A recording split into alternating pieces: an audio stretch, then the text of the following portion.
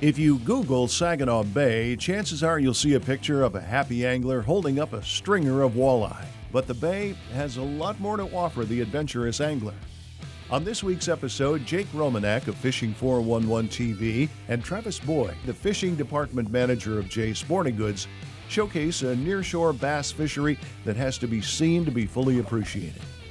Our boys cast spinnerbaits into shallow water that's littered with cattails, bullrush, lily pads, and you guessed it, piles of quality largemouth bass. When the dust settles, it's a bucket mouth beatdown at a body of water most anglers would never associate with bass fishing.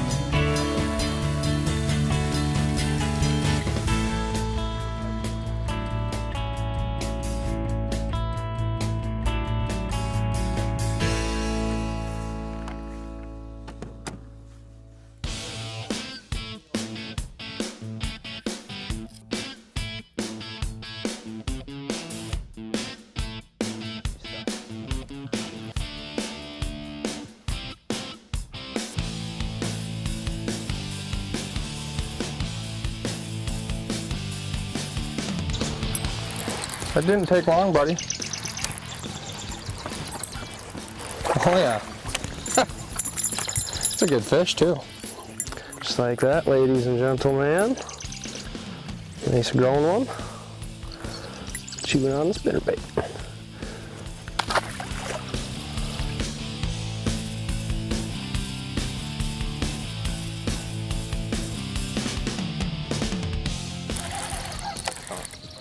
I knew that little third was in there. A little bit better. That's a good fish too, eh? Yeah, that's a good one, Travis. All right. I'll go ahead and not break her out on this one here. Oh, there we are. Nice specimen for Saginaw Bay. Yeah, that's a nice fish. You know, a lot of people think about Saginaw Bay and they're not really thinking about bass being out here and kind of a greenfish fishery. I mean, you think about smallmouth and perch and walleyes, but they really don't think about this type of fishery, and it's pretty underutilized, I feel like. Pretty overlooked. I'm believing that the reason that they're in here is they come on up to spawn and whatnot. Some of them have spawned and they're garden fry, other ones have been done spawning. They're starting to put the feed bag on as they're kind of cruising around these little weed flats, but the bay being kind of a big sand bowl, when you get around any type of vegetation, there's only a few places where they can be, but there's enough of it where they can bury up into these weeds and disappear for a good portion of the year. But in the spring, when they're out spawning and recovering from spawn, they'll be in these little pockets, and you can go in and knock the tar out of them with a spinnerbait bite.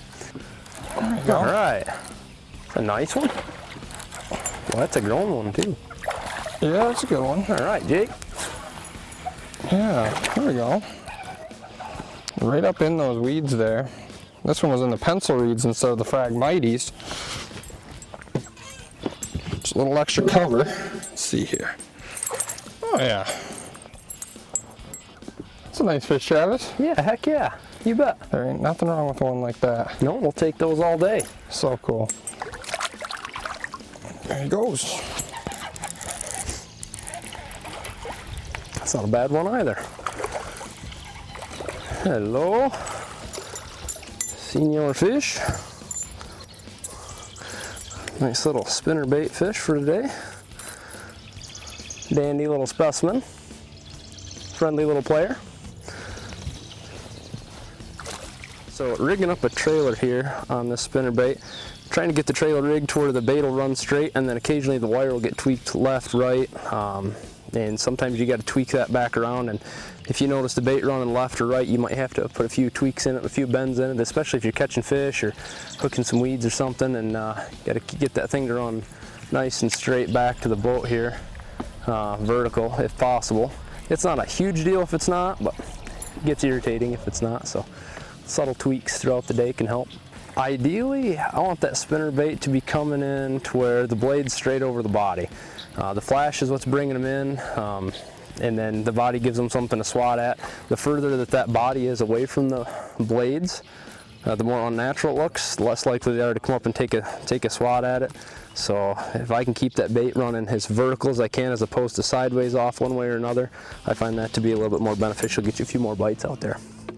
Special considerations are provided by Precision Trolling Data and the Lake St. Clair Walleye Association. Special considerations provided by the Ultimate Sport Show Tour, Michigan's elite sport shows. Oh yeah! Oh, that's a nice one. That's what we come here for, ladies and gentlemen. That is old mom right there. Nice, nice, nice, nice.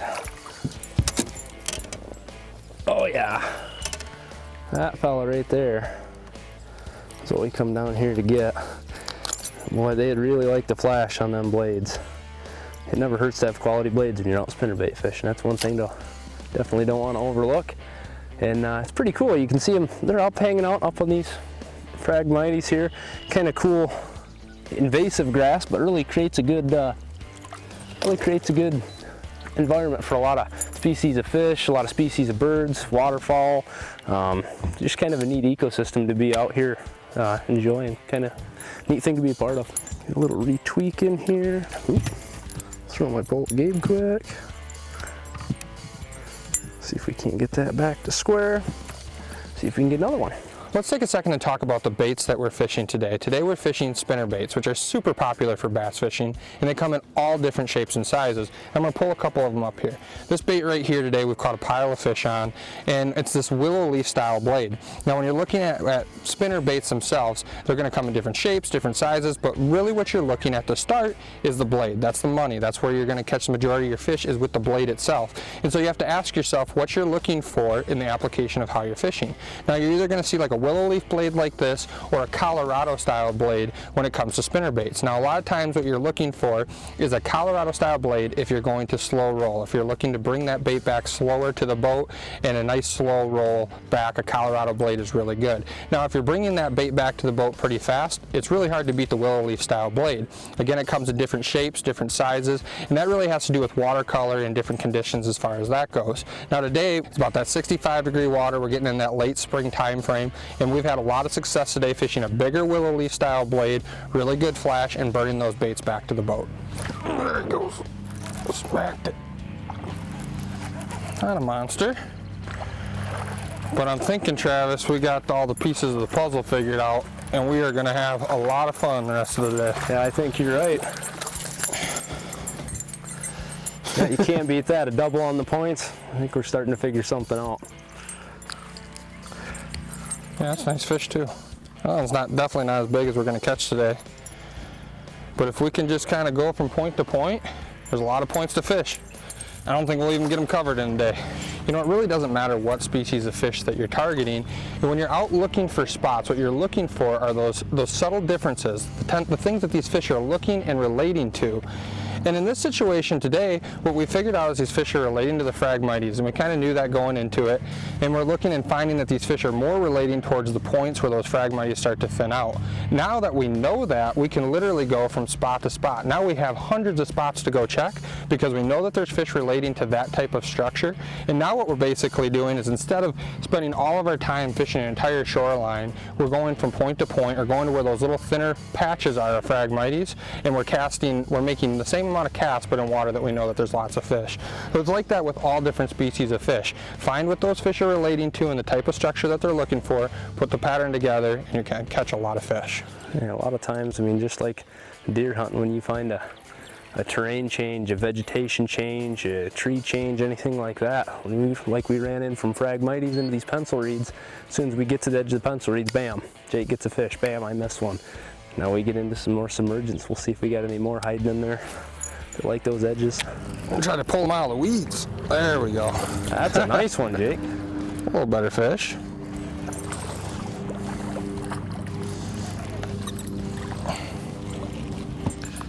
There we go. Nice. Yeah, this has been a good little point right here. There's a pile of them off. Makes you want to go over to that point just right away, like skip all this stuff and go straight over to that point. There, I got him. Back-to-back casts, can't beat that with a stick. Absolutely not. Some days they're about as fast as you can get them, and Jake's getting some action. Not very big fish off this point, but there's a good little pot of them right here. I think we've made like 4 or 5 casts into this and have caught 4 fish or hooked 4 fish, so. Yep. It's kind of what we're looking for though today. Of what we've seen is they come off these points of the weeds, and then a little bit thinner weeds off the tip of the points. It's been pretty good. Special considerations provided by Bill Lewis Lures. Special considerations are provided by Procure, ruthlessly effective bait scents.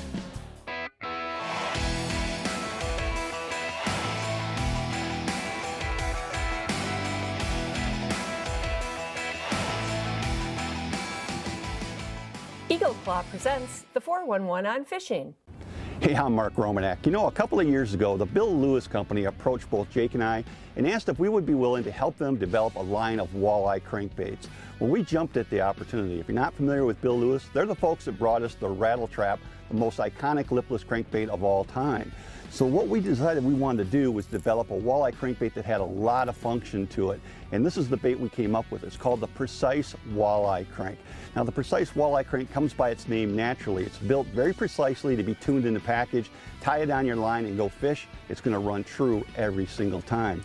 You'll also notice that it's got some unique features to it. For example, look at those treble hooks. There's only 2 treble hooks on this bait. Most baits of this size would have 3 treble hooks. The reason we opted to go with 2 hooks is because there's less tangles in the landing net. We went with oversized hooks, number 2 wide bend hooks that are going to stick those walleyes and keep them stuck. The other feature about this bait is if you listen to that sound, that aggressive rattle. Of course, the Rattle Trap people are the people that brought sound to fishing in the first place, so we knew that we could come up with a good fish catching sound.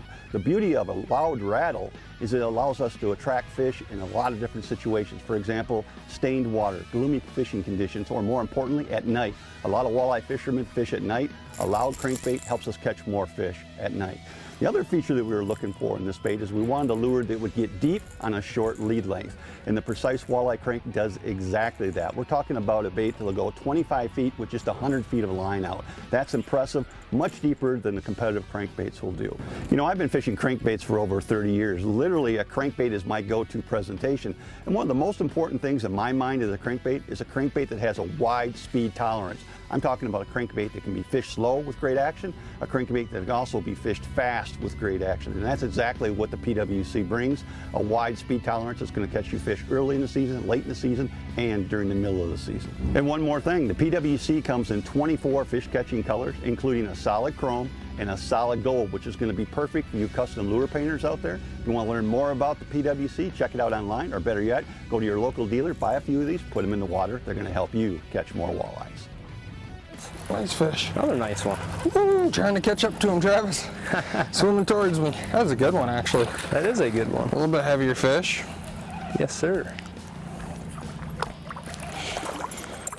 You know, one of the best things about fishing a spinnerbait is the fact that it's just a great search bait and you can cover a lot of water. Let's land this guy here. And that's exactly what Travis and I are going to do today, is we're going to cover a lot of water and try to find a pile of fish. And instead of spending a lot of time in one area, we're cruising around and we're picking this water apart quickly. A spinnerbait's one of the best ways to do that.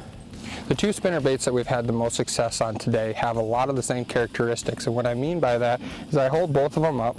I have one in my right and one in my left hand. Now this particular one in my left hand is made by Bohy, and it's in their Covert series, and the one I have in my right hand is a Hildebrandt spinner blade. Now what they both have in common is the blades. They have the Hildebrandt blades, which are world renowned for making some of the best blades on the market.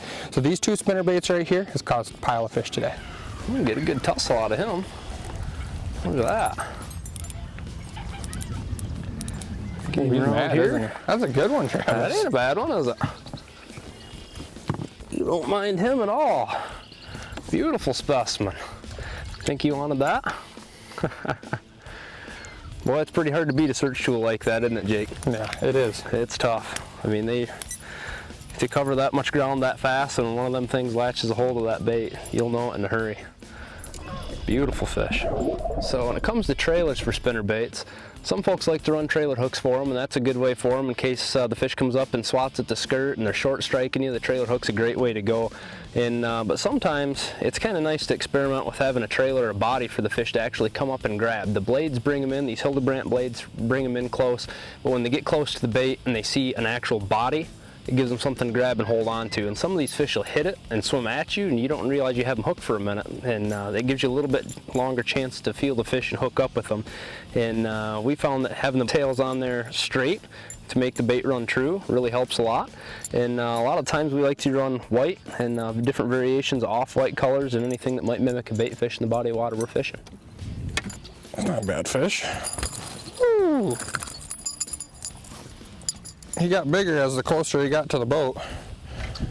When he bit, he didn't feel like he was that good of a fish, but it's a nice fish. One of the nice things about spinnerbait fishing is the rod and reel that we're using today. You probably have something that'll work inside your garage right now. Basically, you're looking from anywhere from about a 7 to a 7.5 foot medium to medium heavy action rod, depending on your liking. Now, I personally like a little bit longer rod, a 7.5 foot medium heavy. In this case, this is a Tatula rod from Bayou, which has worked really, really well for us today. Some guys like a little bit shorter rod. I know like Travis likes to throw a 7 foot medium heavy. At that point, it becomes personal preference. But anywhere in that range, 7 to 7.5 foot, medium to medium heavy, you're gonna have a great spinnerbait rod. Special considerations are provided by Cisco Fishing Systems and Striker brands. Go early, go late, go prepared. Special considerations provided by Fishhawk Electronics and Daiwa Corporation. Actually, looks like a pretty good one, Travis. Yeah, he's not too bad. Not too bad at all. He ate that thing. When you get him pinned like that, you're doing something right, I think. Like, very, very nice specimen. Not huge, but we'll take him.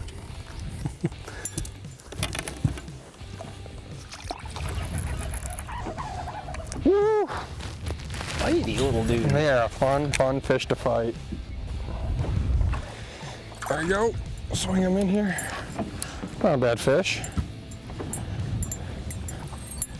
Well, one of the things that's new for me today is the trailers. You know, my whole life fishing a spinnerbait, I was just fished a spinnerbait. And when Travis was saying that he fished a trailer, I started going, I'm looking for trailers. And then it's that minnow style plastic that he's using for a trailer. It makes all the sense in the world when you think about it. And these fish are just absolutely engulfing these spinnerbaits. Like, a lot of times you get a ton of short bites with spinnerbaits, and it's just, we haven't had nearly as many short bites today. They're hitting it hard. Nice. It's been a minute since I had one that pulled some drag on me. It feels good. Yeah, that's a good one, Travis. Yeah.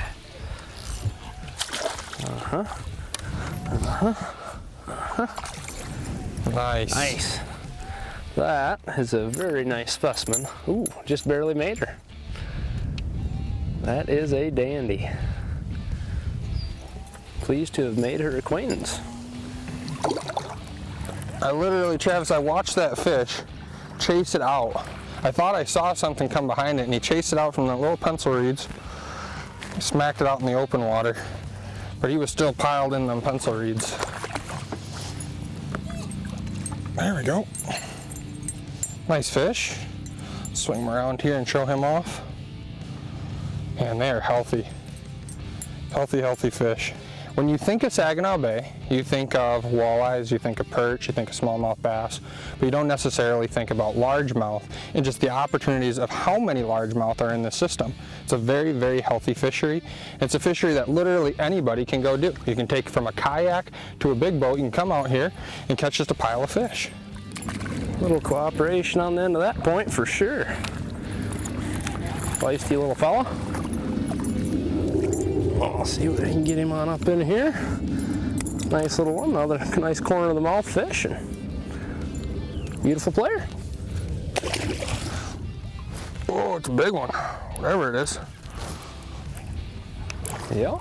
Woo! All right. Oh, that's a grown one. It's a good one. That's a grown one. I literally set the hook, Travis, and I thought that I had the pencil reed. That is an adult. Wow. This one has got some shoulders on it. Look at that fella. Woo! Yeah, there's nothing wrong with this fish. Here, let's see. Come here, baby. There we go. That is a very good Saginaw Bay largemouth. That's a good largemouth anywhere.